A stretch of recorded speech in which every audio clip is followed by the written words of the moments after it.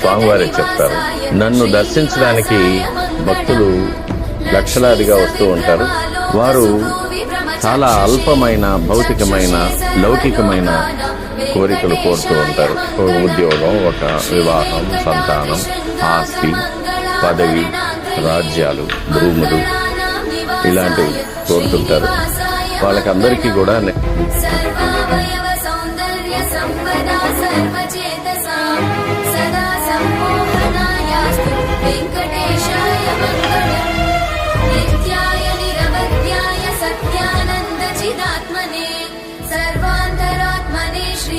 వెంకటేశాయ మంగళం.